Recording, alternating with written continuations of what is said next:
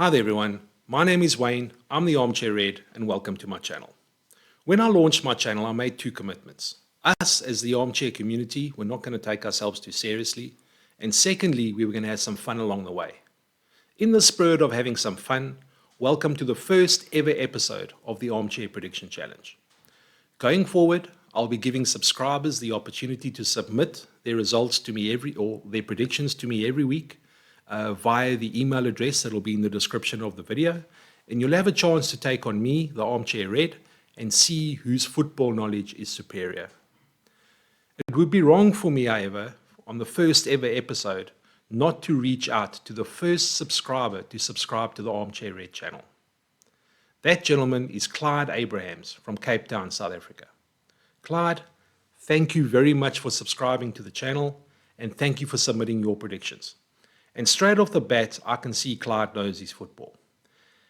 If this is the barometer in terms of predictions that are going to come through on the ArmChair Red channel as part of the challenge, I think I've got my work cut out for me. I thought it was going to be an easy run to the end of the season, but I can see this is going to be a lot of fun. So let's get into it. First game of the weekend is Brentford at home to Liverpool, and Clyde has gone with a Liverpool victory 3-1.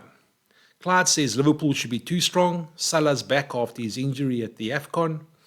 Trent's out with injury though, but Connor Bradley seems to be an able replacement, and the front three are finding the net more often of late. So that's Diaz, Nunes and Jota he mentions in particular. Clyde, I cannot disagree. We also need to remember Ibrahima Konate is going to be back after serving his one-match suspension. Dominic Szoboszlai is still out injured. That might leave a little bit of a gap in the midfield. But Endo should have found his feet a bit more after his horror show against Burnley last week. So I'm also going to go with a Liverpool win, but I'm going to go with a 2-0 scoreline. The next game up, Burnley at home to Arsenal. Clyde's gone with a 3-0 scoreline to Arsenal. He says Arsenal should be too strong and full of confidence after hammering West Ham last week. They're defensively sound and they have more than enough attacking options. Clyde, again, I can't agree with the result you're predicting. However, I think we underestimate how hard it is to go and play Burnley at Turf Moor. I do think Arsenal are going to win this game, but I think it's going to be more scrappy 1-0 scoreline than the 3-0 that you're predicting. Next game up in the weekend, we have Fulham at home to Aston Villa. Clyde's going for an Aston Villa win 2-1. He says Fulham at Craven Cottage are tough for any team, but feel Aston Villa have the edge on them when it comes to quality, and they also need to win to stay in the hunt for the top four after losing to Man United last week. Again, Clyde, agree with you. Aston Villa probably need to win this game more than Fulham. I thought they were very poor against an average United team last week. But playing at Craven Cottage is not easy. Liverpool found that out in the semi-finals of the Carabao Cup. I think we came away with a draw there, if I'm not mistaken. So I think Aston Villa have got their work cut out for them. This game, to me, has a draw written all over it, 2-2. Next game up, Newcastle versus Bournemouth. Clyde's going with the Newcastle 3, Bournemouth 2 scoreline. He says this is a very tight game to call, but with Newcastle being at home, that has to give them the benefit to get the win in this game. Again, Clyde, I cannot disagree about how tight this game is going to be. What you do need to remember is Bournemouth have got an informed striker at the moment in Dom Solanke. If you look at the Premier League scoring table at the moment, it's only Erling Haaland and Mohamed Salah that are ahead of him in the scoring stakes. So, and when you consider Callum Wilson is out injured at the moment for Newcastle, I think this game as well has draw written all over it. I just don't think Newcastle are going to have enough to get the 3 points in this game. The next game, Nottingham Forest at home to West Ham. Clyde's going for a 2-2 scoreline here. He says both teams are defensively very weak. However, there's enough attacking options on both sides, so there should be some goals in this game. That's why he's going with the draw. So, Clyde, again, very good observations over there. I do feel West Ham have been in very, very poor form of late. They had a very good start to December, and then ever since they lost to Liverpool in the quarterfinal of the Carabao Cup, they seem to have gone on a downhill trajectory after that. Nottingham Forest, though, have been scoring a few goals of late. I'm actually going to go with the Nottingham Forest win 2-1. Next game up, Spurs versus Wolves. Clyde's going with a 2-0 scoreline to Spurs. He says Spurs are unbeaten in their last 5 outings, and at home they should be too strong. They also need to get maximum points if they want to fight for top 4 places where they're competing against Aston Villa and Man United. Spot on, Clyde. I do think Spurs were very lucky last week. They scored their winner in injury time. I still don't know why Brighton were pushing up so high in the last minute of the game. But if that's anything to go by, and Wolves being in a little bit of form at the moment, this is not going to be as easy as Spurs might think it's going to be.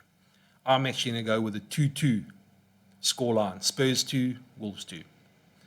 The next game up, probably the biggest game of the weekend, Man City at home to Chelsea. Clyde's going with a 3-1 scoreline to Man City. He says City are rampant with De Bruyne and Haaland in the team, and he can't see Chelsea springing any surprise results over here. Yeah, Clyde, I can agree with you, but we could have said the same about the reverse fixture early on in the season, and that turned out to be a 4-4 draw. Probably one of the most entertaining games of the season so far. So this to me is a head versus heart decision, really. I want City to drop some points. My head tells me Man City win 2-1. My heart tells me 1-1 draw. But unfortunately, I'm going to have to go with my head on this one. I say Man City 2, Chelsea 1. Next game up, Sheffield United versus Brighton. Clyde's gone with a 1-0 scoreline to Brighton. I think Sheffield United are in big trouble at the moment. Brighton, I think, were unlucky against Spurs last week. And I think they're going to have some redemption in this game. I think we're looking at a 2-1 Brighton in this game. Next up, we have Luton up against Man United. Clyde's gone with a 3-1 scoreline to Man United. He says United have been patchy all season and not sure what team will pitch up on the day, but should be too strong for Luton. Clyde, again, based on how they played against Villa last week, I can't disagree with you. But playing Luton at home is a whole nother kettle of fish.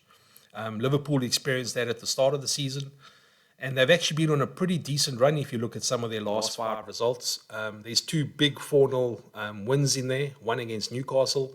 So I don't think this is going to be as easy as Man United might think it's going to be. I'm actually going to go with a 1-1 scoreline here. Luton 1, Man United 1. I don't think United are going to get all 3 points in this game.